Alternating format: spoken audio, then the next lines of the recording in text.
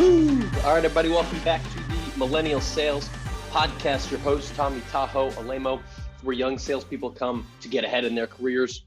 Stoked for this episode, Wednesday, April 20th, 420, for those who would like to indulge. Excited to have Jordan Benjamin on the pod today. If you don't know Jordan, definitely check him out on LinkedIn. He is a principal partner sales manager over at Hubspot. He's about to hit his 8-year mark there and has had a lot of success as a salesperson. And we get into a little bit of that. What we focus more on is his side hustle, his side project that he's getting into, which is called My Core OS. He's also a podcast host. We did a little bit of a podcast swap, so you can check me out on his as well. But what we really talk about is this, razor's edge of trying to be a top performer and working your ass off to be there and get to that top 1%, while also maintaining your sanity and not going crazy and not, going down a mental health rabbit hole, not getting burnt out, not losing your passion and your ambition, or really just losing your life in general when you're going on that ambitious road. So we talk all about that. He puts together a lot of great content around that, a lot of great events, coaching, things like that. It's a great conversation. It's a topic that I hear all the time as something that folks want to hear more about. I get questions in the DMs about it quite a bit. So I think you're really going to appreciate this one. Hopefully you like it. If you do, show some love, subscribe wherever you're listening, and hit me up on LinkedIn, Tom Alemo on there. And, I post every single day. So I'd love to hear from you and hear what made you tick with this episode. But without further ado, let's just get straight into it. Me and my man, Jordan Benjamin, let's go.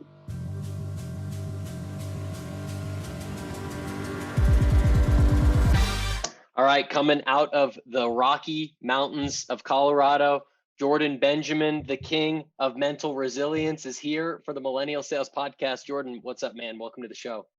Hey, excited to be here, Tom. Excited to have you. We got a lot that we got to get into. I want to start with actually the whiteboard right over your right shoulder. And I know that you're usually supposed to start with an easy question to a podcast to warm things up, but let's just get into it because it's staring at me at the face. Your whiteboard says, "How are you creating the best version of you?"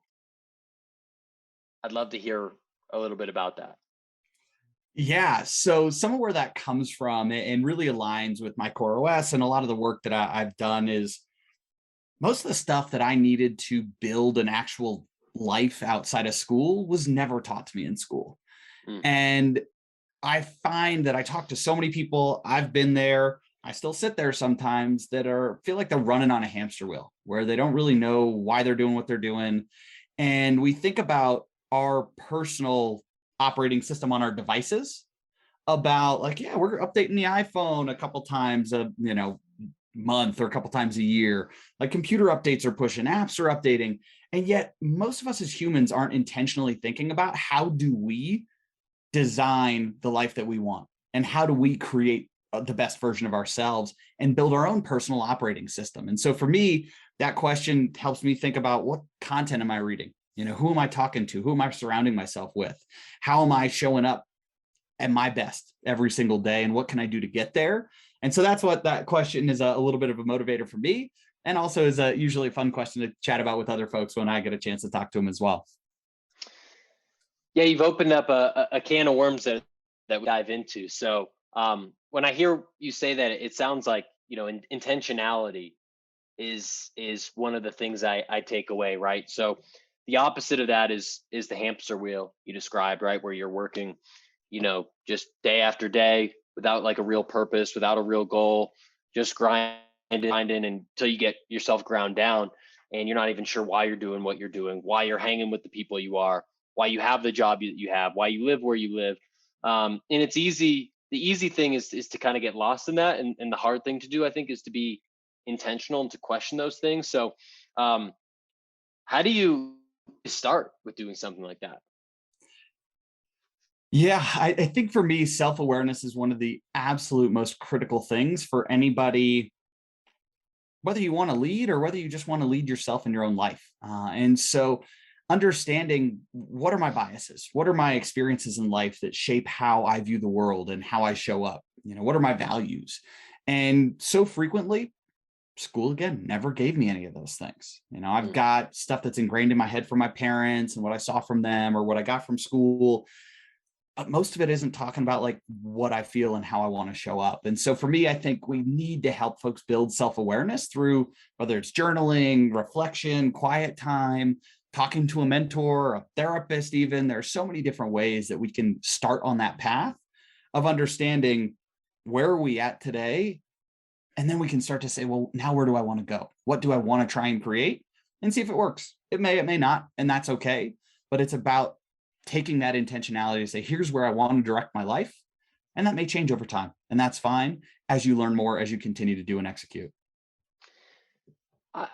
To me, this feels like something that you can't, I'm sure you have read some really good books and met some interesting people and maybe listened to some podcasts that have helped to shape some of these ideas, but it feels like it's hard fought lessons, like there's a path that leads you to be interested in this, that you have to fail in order to probably be interested in trying to correct this.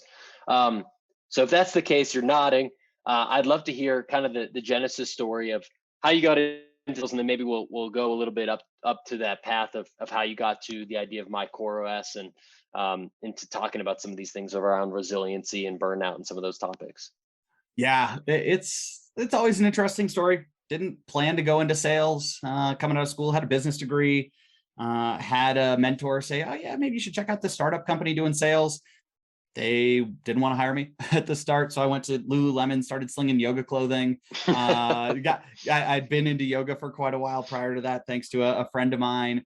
I had got into meditation in college as well. And so it was like, oh, Lululemon, this is cool. And didn't think much of it until a handful of years later, but they had us do something in the store where it was like, oh, write your goals up on the wall and let everybody in the store see them. 1, 5, and 10-year goals. They gave us, I think, a strengths finder assessment as well to start using some of these tools to build some of that self-awareness of, well, who am I? What are my strengths? Where do I have opportunities to improve? And how do I actually like not only write down goals, but put them out there for like anybody that was walking into the store to see with my face on it. And so it started to build some of these qualities for me. And I was only at Lululemon for about, like 4 or 5 months. But it gave me a lot of really great skills. Startup that I was looking to go to was like, hey, we're hiring BDRs, 100 cold calls a day. Success once a day is great. And went for it. I worked at that startup for about 2.5 years. We grew to from probably like 30 to 100 people. And then we went from 100 people to about, I think it was 8 or 10, maybe 6 or 10. Yeah. And so we all went out, we partied. We were in downtown Boulder, like in college area, so right next to a bar. We all went out and drank heavily. After getting laid off, we were like, I don't know, it's 11 a.m. on a Wednesday. What do you do? Yeah, that was the answer. And then went to another startup about a month and a half later, started January of 2014, and was an awesome experience. Was doing enterprise sales, like flying across the country, traveling to the West Coast, meeting with like Airbnb and Kendall Jackson Wines and like big enterprise brands doing influencer marketing sales. So long sales cycle, was there for about 90 days. April 1st rolls around and they're like, we need to let go about 40% of the company. The twofer. And so within about 6 months, got just blasted in my early 20s. And my girlfriend at the time was moving to Boston, and I had no interest in moving to Boston. I was like, I went to college in California. I'm from like Boulder, Colorado. Like, people in Boston, they're going to be mean. Like, I don't know about these people. And got laid off again and was like, you know what? I got to figure out what may happen next. And so sitting there before I even left the computer that they'd given me in the office, hit up a guy that I knew at HubSpot. I was like, hey, I think I might be moving to Boston. My hand is forced here a little bit. Do you guys hire? And he was like, yeah, totally. So about a month and a half later, moved to Boston, went to join HubSpot. We were about 750 employees at that point in time, pre-IPO by about 6 or 8 months. And worked with agency partners, helping coach these smaller business owners on how do they think about growing their business? How do they actually run a business? Because most of these folks had never been business people. They were web developers. They were social media kind of freelancers that then went to build a business. And so through kind of that experience, I got certified as a yoga instructor. I'd been doing a bunch of yoga, had continued a meditation practice, had gone to a lot of different events, learning about how do you bring together mindfulness and business in a way that actually creates this human to human connection. And so through some of those experiences, through a handful of other failures and struggles along the way, president's clubs, and then really bad months, and then coming back, I started to build some of these systems for myself. A lot of learning from other people, from these conferences, from people internally, from great leaders, from maybe not so great leaders, on how do I want to show up? How do I want to interact with people? How do I want to sell? But how do I also want to coach and develop these business owners that I was working with and helping them shape their business? And so that's what's really kind of got me to start thinking about mental health and mindfulness, and how do we leverage our brain power to actually help support us and build these cycles that help build us up and that are like virtuous, versus a lot of these vicious cycles that bring us down. That is what is pretty easy for a lot of us in most cases. So that's a little bit of the story that kind of got me into sales, and then starting to talk about how do I manage my own mental health? How do I support myself? Because sales can be an absolute roller coaster. And so those are some of the things that now I lead some different sessions at HubSpot, outside of HubSpot with my core OS, helping folks really build self-awareness and personal understanding, and then giving them tools to intentionally create their personal operating system within their organization or for themselves as well. So there's a lot that I want to get into there. Before we do that, can we just show a little, can we pay some homage to Lululemon for the goal setting exercises outside of just having the comfiest fabric in the athleisure game? That's some pretty, like, that's pretty solid right there. Like getting the 1, 5, 10 year, putting it up, like get some accountability going. I love that. So I want to just give a shout out to that. Yeah, it was amazing. And I really did not realize it until I went on my first podcast 6 years ago. And they're like, oh, like where'd some of this come from? And I sat there and was like, oh my gosh, I didn't even connect those dots until a bunch of years later, at how that set this really incredible foundation to have intention about how do I think about my growth? How do I design and architect that? And the crazy part is, like, I still saw the document a little while ago, and it was like, oh, a bunch of those things have actually happened, crazy enough. And so it's been a really wild ride. But yeah, they had some really great cultural stuff to help really develop people, which I think is what we're seeing so many companies trying to figure out now to avoid this great resignation, is if we can help develop our people beyond just like do the job better, but how do we actually help you grow as a human and give you skills that last a lifetime? That's what really starts to build retention and loyalty within your employees in today's day and age. So there's a big chunk I want to get into with that. But before we do, you got laid off twice in 6 months. The first 6 months you were in sales, in tech sales, right? Is that right? I was at the company for the first one for like 2 years. Oh, and then got laid off again. So I'd had like 2 years of experience. Okay. And then twice in 6 months after that. And then, and still, like, the startup I was at the first time, like, we didn't know what goals were. Like, you'd hit quota sometimes. Most people would never hit quota. So it was like, I don't know. I think I'm okay. I was doing better than most of the other people, but I was like, I don't know, is sales even for me that second time I got laid off? But that's what I was going to ask, is like, you having the 2 years, I guess, is definitely a helpful piece, but you get laid off twice in 2 years or 2.5 years, you might be thinking, shit, maybe the sales thing and this tech thing and this software thing and this startup thing, like, that's maybe not for me. But that your thought was, no, I'm just gonna go find another one, and it just happened to be, one of the goats of the software world. Yeah, and luckily the thing that really did intrigue me is I interviewed at a handful of other companies, but HubSpot gave me the first offer, and then the recruiter pulled a like solid when I was like, oh, great, I've got a final interview with one other company. She was like, oh, I'll just take the offer off the table then. And they came in with the first offer, and it was like, yeah, I'm unemployed right now. So like, I need to take that job. Like Yeah. I can't play hardball here or anything of the sort. But you know, seeing them at this like 700 stage, knowing kind of where they were growing, they'd already had product market fit. They'd figured a lot of things out at that point, was where I was like, all right, I've seen these smaller startups, you know, 0 to 100 employee range. Let's go see what it looks like from 700 plus to really watch them move from that startup to scale up mode. So that was some Yeah. of the intention there to say, okay, I think this could align nicely, but most of it was just being in the right place at the right time, and getting laid off and seeing it as an opportunity. That Yeah. like second time, it was like, yeah, I'm not going out and partying afterwards. Like, nose of the grindstone. Like I got Yeah. to show up, because there was time, you know, where I wasn't sure about it, where it was like, hey, is this for me? Startups, I don't know. So HubSpot felt a little bit safer, but Yeah. I mainly just wanted to follow my girlfriend. Yeah. Yeah. Fair enough. Fair enough. Um, so you talk about this kind of, we're in a new world. I was talking about this with my sister the other day.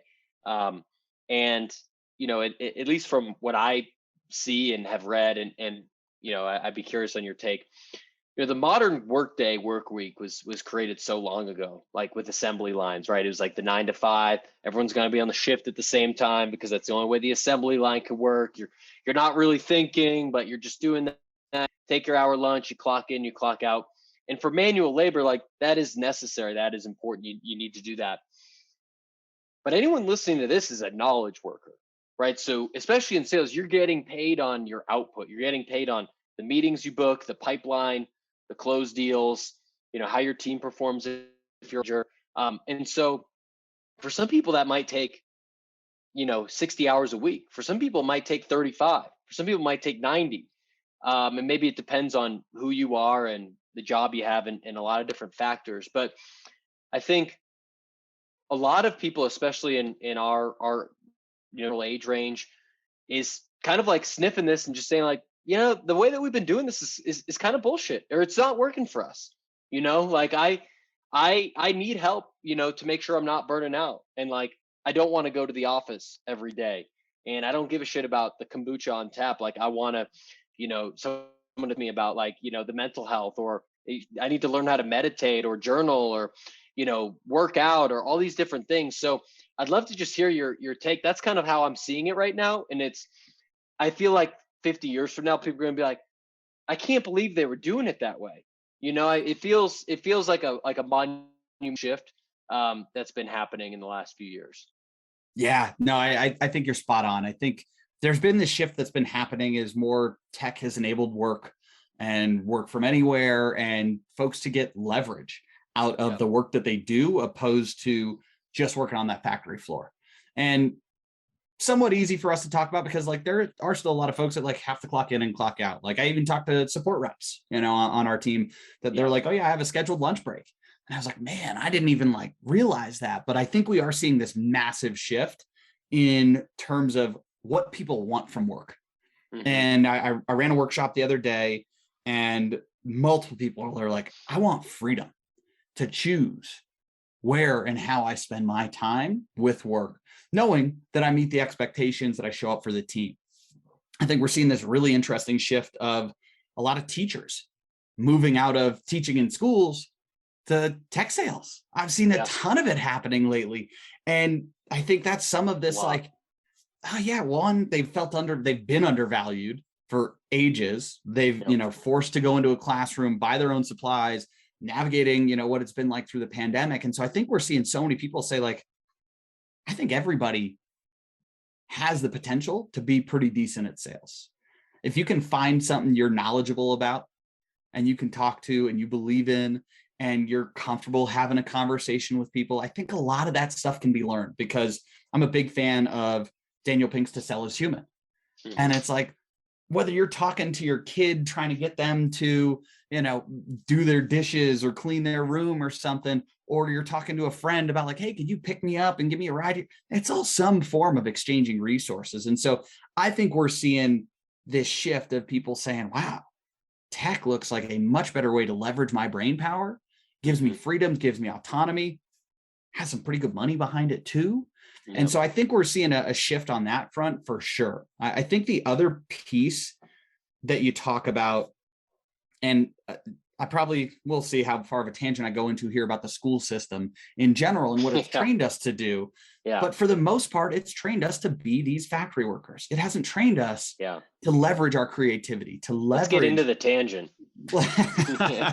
It hasn't taught us to leverage like this incredible human capability that we have, especially when we use technology to get leverage from ourselves. And so that's kind of where I think the school system is really programmed most of us to live a very average life.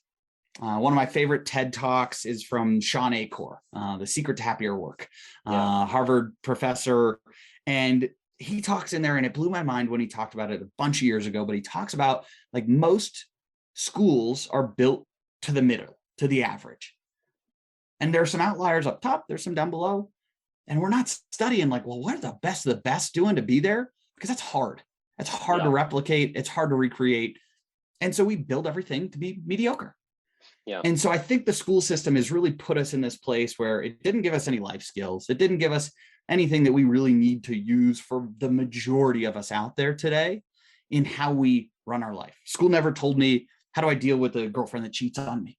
How do I deal with the loss of a parent or a loved one? How do I bounce back from getting laid off twice? I'm like, I thought I just like went and worked and like got a Rolex or whatever after 30 years. And it's like, that's simple. Like my grandpa. And it was like, no, this is not how life works in today's day and age. And we've got to go learn for ourselves and develop how do we want to be in the world. And so the last part of the tangent, because you hit on it pretty closely, is there's another awesome resource or another TED Talk actually from this guy, Tony Schwartz. And he talks about, he's got this program, and I've definitely got some pieces of it that I run with teams, but it's called Manage Your Energy, Not Your Time. And he talks about the way that we're working isn't working and how we all only have 168 hours in a week, even though I swear Elon Musk has 3 times as much time as I do.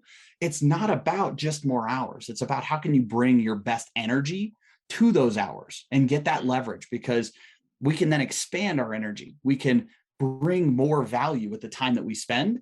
And so I think all of these pieces are really coming together to help us say, we want to work differently. We want to feel supported. We know life is worth living. And if I can use my creativity and my brain and my human potential to do what it may take somebody else 60 hours to do, and I can do it in 20, that's where I want to spend my time.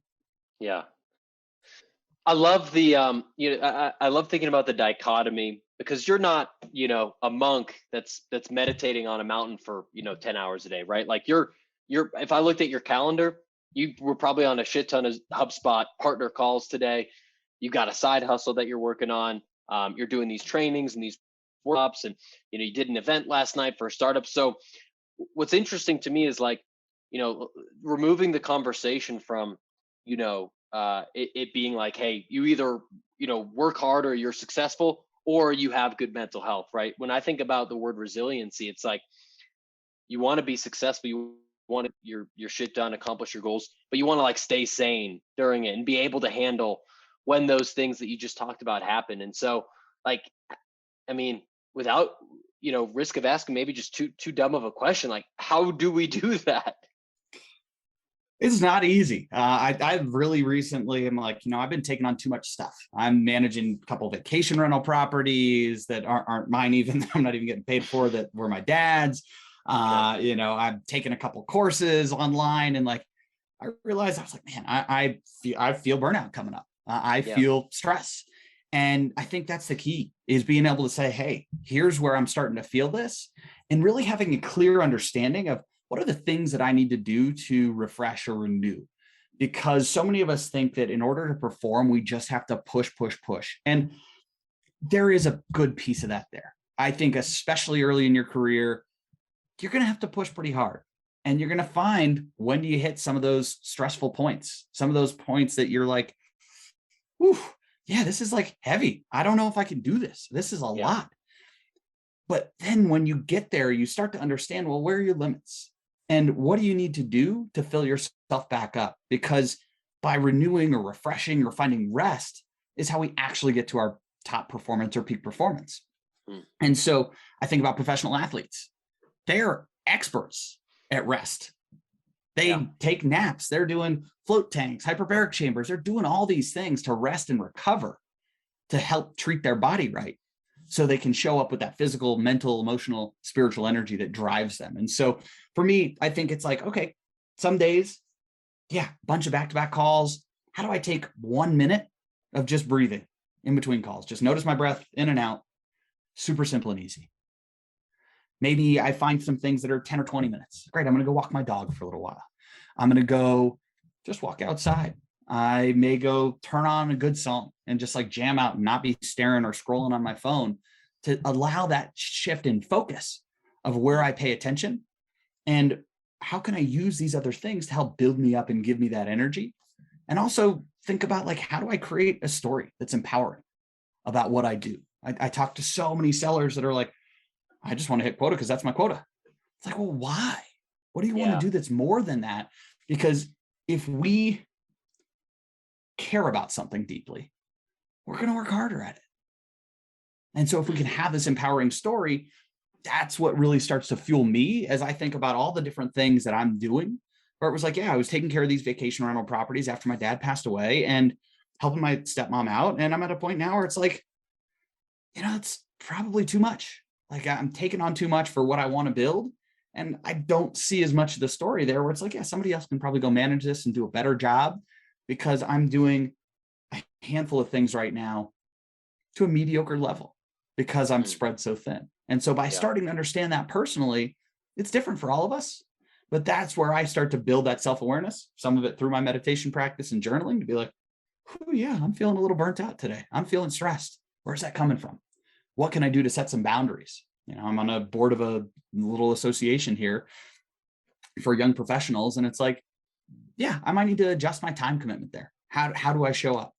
And these things are all change for us in time. I think a lot of folks feel like, this is what I've got to do, and it's going to stay like that forever. Or these are my beliefs, these are my values. And that stuff changes and updates. And that's why, again, I come back to this, like, well, what's your operating system? How do you understand what it is? And then how do you start being intentional about where do you want it to go in the future to ideally avoid burnout?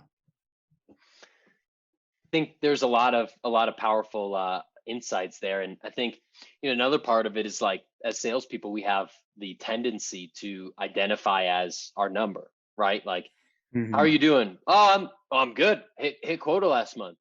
Like, hey, how are things going? Shit, like, it's tough. Like, just lost this deal. And so you kind of can associate your own self-worth or your own mood or your own, like, how's your week going, just based on this made up number that, the CRO picked for you to sell in a given month or quarter. And so I think, again, there's some reality to, like, hey, you need to perform at the job, but it's also doesn't have to be so personal, right? You can get in, you could do great work, and then you can, turn the lights off at night and like go do whatever you're going to do. Go, watch some basketball or hang out with your dog or whatever you're into. I think that's such a powerful statement, because so many of us directly associate our worth as a human to our work output or performance, especially in sales where it's so measurable. And even just saying, I know I am not my number, starts to give you a little bit of freedom. And yes, I want to go out and overperform. I've done, I think, 5, 6 president's clubs. Like, trust me, I'm all about it. I want to hit those numbers. Yeah. But I've realized for me, like, I don't necessarily care about being number one. Like, that may be where I've seen some folks, I've had chances to like really grind really hard a few different times. And I'm like, you know what? I went to a Tony Robbins seminar a year and I came in number 2, but I took a week off in December and did massive personal development and growth for myself that will pay dividends for me, at least through the rest of my life, where, I could have, probably busted my butt, worked another 60, 80 hours in a couple of weeks. Maybe I would have got to number 1, but I make an extra couple $1,000 and like get a pat on the back, and then I'm back to 0 2 days later. And so that's for me. I gotta stop you there. You went to Unleash the Power Within, or what? I've been to Unleash the Power Within, and that was Date with Destiny, actually. So that's like the 6th day, isn't it? Yeah, 6 days. Like unbelievable schedule of like early mornings to late nights, like start at like 8 or 9 a.m. and you may not stop until 3 a.m. You're not eating a lot of food. You're up and moving. He is a master at his craft. And so holy shit, yeah. Some people, don't like him. Some people hate him. Some people love him. But for me, I'm a fan. And what I'm also just a fan of is like watching him engage a crowd and an audience and talk to people and bring energy. And you hear he's like, I forget, he's like technically CEO of like 40 companies or something right now. Yeah. And you're just like, how is this possible? And man, is he a good salesperson. He is an ultimate seller. But that was a date with Destiny in that December. And I did the Unleash Power Within with him in July prior to that. Yeah, this is just a little bit of a tangent. I went to one in like probably 2016 or 17. People don't get he gets on stage at 10 a.m. We're going till 2 a.m. And there's like one break to eat. And he's on stage the whole time. Like he doesn't have water. He doesn't pee. I don't really get it. He's just jumping around and yelling and doing all this stuff for 12, 14 hours. It's one of the most amazing things I've ever seen from a human being. It's crazy. It's an absolute spectacle, and it shows you, and those are again these experiences that I've had that show me, like I think about David Goggins when this comes up too, is like our mind is so limited in what our true potential is. And most of us, I think Goggins is like, oh yeah, once you like think you're ready to quit, you're like 40% of the way to your max. Like you got a long way you can still go. And I think Tony shows that because I don't know, he's like 60 something now. And you're like, he still shows up and is able to perform at this intensity and this level that is just mind boggling to me. I'm like, wait, I'm less than half your age. And like, I'm ready to go to bed, dude. I'm tired. How do you do this? And that's where you start looking at these different elements. And I think back to like burnout and resilience, it takes into account like your physical health. How are you taking care of your body? Are you getting enough sleep? Are you eating good things that fuel you, that actually fill you up and nourish your body versus the junk that's usually easiest for us to eat, cheapest to eat as well. He's like, oh, how do you take care of your mental energy? And what are you focusing on? Because he talks a lot. It's like what you focus on is what you get, or what is it? Where focus goes, energy flow, or where focus goes, energy flows. And so it's like, as you start to take into account these different components of your life, you start to say like, okay, great. Here are the different pieces of the puzzle that is not just, oh, I have to push harder today, but how do I take better care of myself? That is stuff that is like so basic knowledge, but most of us really suck at it and don't do it. And so I think that's where you see from him, at least, this ability to sustain and perform at such a high level for periods of time that still blow my mind. Yeah. I'm curious, like when you're doing the workshops for companies, like what does that typically look like? Are you going in and you give a speech, or are you doing like different exercises with people, or is it like one-on-one type of coaching? What does it look like exactly? Yeah, so I do some one-on-one coaching with folks, but really what I love to do is go in with an organization and pre-COVID, in person, like go into an office. Post-COVID, I've done some things with a couple brands over Zoom, which is still fun. And luckily, I've got a bunch of experience running Zoom calls. We may touch on the Alt MBA that I was part of as well. But we would go in, and I think most learning happens when we actually get to experience something and then reflect on it and take action.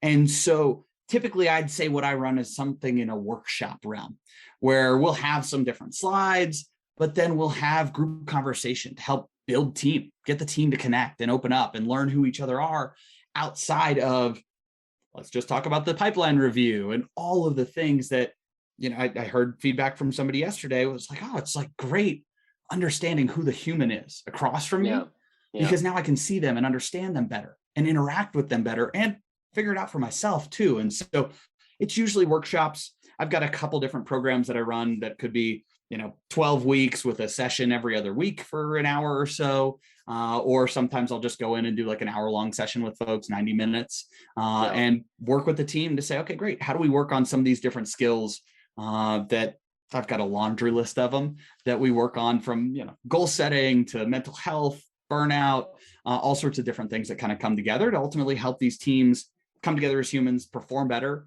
and sustain their performance to really perform at a high level. What maybe we've already touched on it, but I'm just curious, anything that stands out to you when you're doing like the interaction with folks and you're starting to talk about some of these things when it comes to salespeople? Anything that stands out as like a common theme? Like you see a lot of people saying they're burnt out, a lot of people saying, hey, like, this stuff is a little too woo-woo for me. Like, hey, this is the best thing I've ever seen. Like, what are people's initial kind of like reaction or questions, or like, what's the feedback usually? Yeah. So one of the things I see a lot, I don't hear this as much, but people typically need to crash and burn until they're ready to really open their eyes. Yeah, been there. And I hate that. I hate that so much. Like that's what I've been trying to work against for 12 plus years. But you realize people don't really take much action until they got a lot of pain built up. Yeah. And so there are some folks that are like, well, this is kind of weird. And what I find out most is a lot of people have not spent much time doing self-reflection, intentionally building self-awareness, because they're just kind of running on that hamster wheel. And so as I start asking folks questions about like, oh, what are you feeling right now? And they're like, good, fine, okay. I'm like, those aren't feelings. And they're like, well, what the heck's a feeling then? And I'll pull up I'll pull up this like feelings wheel, and it's like, well, here's a bunch of ideas. And they're like, oh, and it like breaks off into like sad. And then it's like depressed, anxious, upset. And you're like, oh, now I've got some more language to actually label my emotions. And so I find that a lot of folks have not spent a lot of time doing much self-reflection and don't really understand who they are or why they are the way that they are. And so that's one of the first things that I love to do with people is I got a handful of different exercises to really help them start to unpack who are you, because then we can actually empathize with other people and really start to say, oh, great, like here's my own personal journey. I can maybe share some vulnerability and build trust with somebody on my team. And now I can also say, oh, I wonder how it might look like for that person, and actually be a little bit more empathetic towards them or compassionate as we start to learn more about, who am I? Now I can actually go and show up for others. That's so good. That's so good. Jordan, I want to take you to some rapid fire questions. Let's rock it. Okay. First up, we're learning machines on this podcast, as you can imagine. I got to hear some top book recommendations, any that have changed you, personally. They could be, business related, or they could be totally any other genre. Anything's fair game, but curious if anything stands out. Yeah, I mean, so you had an awesome LinkedIn post a couple of weeks ago with a bunch of books that I pretty much would recommend any one of those on there. So I'm going to try and avoid those if I can remember what was on there. So I'm going to go a little bit more into the like mental health side of things. Cool. One of the books that blew my mind open early on was The Power of Now by Eckhart Tolle, talking about how do we be in the present moment? How do you actually be present? I think that one was a fantastic read for me that, again, just showed me like, oh, there's more to this world than I had thought. And he was, again, a person that had to like go sleep on a park bench for a couple of weeks at like the absolute crash and burn bottom pit of his life to open his mind up. So I was like, all right, this is kind of common. This is how folks have to get there, maybe, even though I'd like it to be different. I recently read The Untethered Soul, also like deep in the spiritual kind of mental game, that was really powerful. Just got done reading 4,000 Weeks recently, which was nice. I think Atomic Habits was on your list before, but James Clear in the last couple of years has been incredibly impactful for me. And then I got to give a shout out to Seth Godin. I'm a big Seth Godin fan, and I've read a few of his books, but Linchpin was a really interesting one for me to think about.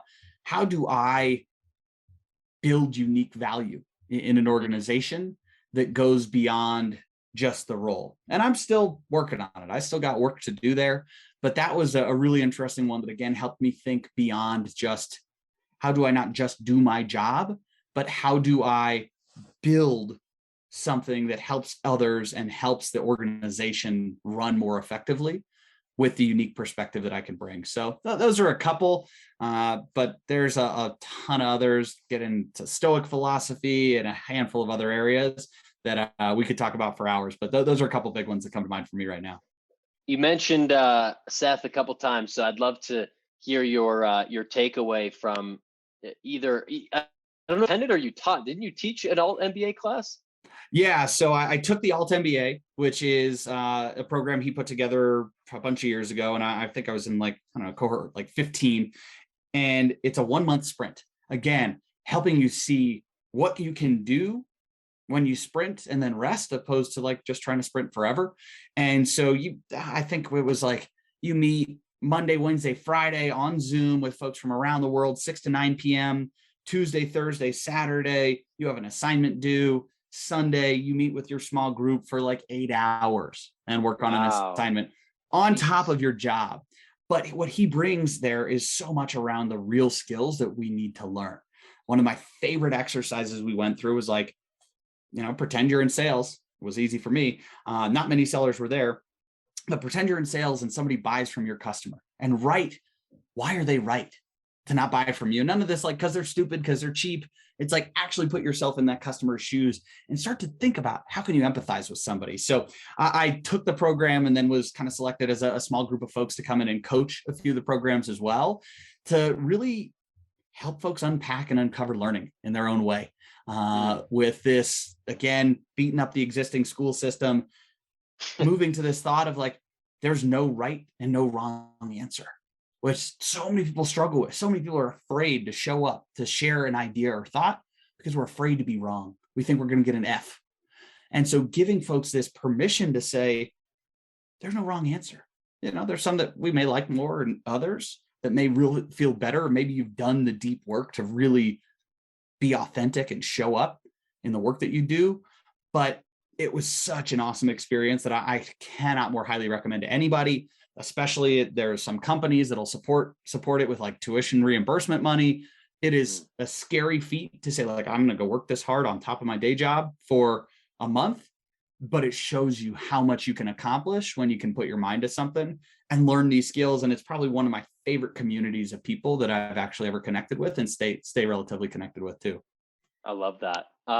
What goes on the Jordan Benjamin headphones music wise? Lately a lot of like EDM-ish music. Okay. A lot of Big Wild, Rufus Du Sol, Odessa lately. But then you'll also see me, mornings, a lot of times classical music, piano, getting into some jazz, all sorts of stuff. But I'm a massive fan of music. I think music is one of the universal languages that bind us all together as humans. But that's where I've been spending a lot of my time lately. We've been talking a lot about, the quote unquote 9 to 5, the main hustle, sales, what you're doing with My Core OS. What's something that you do outside of that helps kind of fill up your tank? So I live in the mountains of Colorado. And so wintertime, I'm looking out at the snow right now. Most people are like, oh, it sounds terrible. Pumped to have the snow. Vail Ski Resort's like 10 minutes from me. So even if it's like an hour in a day, take a chairlift up, stand on top of the mountains, look at nature, the just unbelievable grandeur that's around me, and then cruise down a run 40, 50 plus miles an hour, build some adrenaline, and get out in nature is something for me there. And then summertime, turn into golf course and mountain biking. So getting outside are things that are just so powerful for me. Respect. How about any other way that you learn, like any podcasts, newsletters, blogs, people that you're following as of late? Oh my gosh, I've been following a bunch of people on LinkedIn. Have really liked what I've seen from like Kevin Dorsey, dropping a ton of wisdom lately. Jeff Risley runs Sales Health Alliance, which is a really awesome resource. The folks over at uncrush.org is a really awesome organization that I'm hoping to spend some more time with here in the near future. And then the only consistent blog or email that I read almost every day, Seth Godin. It's like some days it's like 3 lines. And so I'm like, oh, great. I can spend like 30 seconds to read this. And then I listened to too many podcasts. The one that's been rocking my world lately, I'll give you 2. Dare to Lead by Brené Brown. And then the Huberman Lab by Eric Huberman, a Stanford researcher, scientist that has been bringing some absolute fire lately. I got a few others, but those are a couple that have been pretty exciting for me lately. That's great. We got a laundry list of things to check out now. My last one for you. Who would you want to see come next on the Millennial Sales Podcast? There are so many interesting ideas there. And being 200 plus episodes in, it's like, man, you've tackled a lot of We could awesome do people. repeats. We could do repeats. So I have been really admiring the work lately from Scott Leese and Amy Volas, running Thursday night sales. I got into that community. I had Scott on my show, and they're just showing up for people in a way that Seth talks a lot about, a posture of generosity. In the Alt MBA, you show up and you have this posture of generosity that you adopt. And I think I see a lot of that out of Scott and Amy, where they're willing to help people, and they're not asking for dollars. They're sharing their knowledge, their wisdom. And that's what builds community. And that's what builds growth and potential and opportunity. So those are the two that are coming to mind for me right now, because I'm going to their conference in April in Florida. So nice. They got me hooked. Awesome. That's great. That's great. They're both great resources.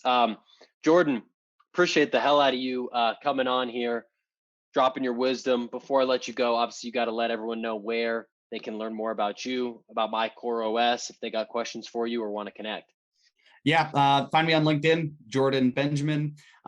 Peak Performance Selling Podcast. We'll be dropping an episode with you, sir, here pretty soon. There we go. And then mycoreos.com is another spot to find me. But hit me up anywhere, and I'd love to connect, help folks think through it. And any way I can help, be a resource, I'd love to. I appreciate it, Jordan. Thanks for coming. Thanks, Tom. Have a great way. Thanks for checking out that episode. Start of the year. Let's kick some ass. Again, one of my goals for this show is to get as many subscribers wherever you're listening here on Apple, Spotify, YouTube, etc. Subscribe, leave a review, and then hit me up on LinkedIn, Tom Malemo, or any of my other socials at TommyTahoe. Look forward to connecting with you there. Peace.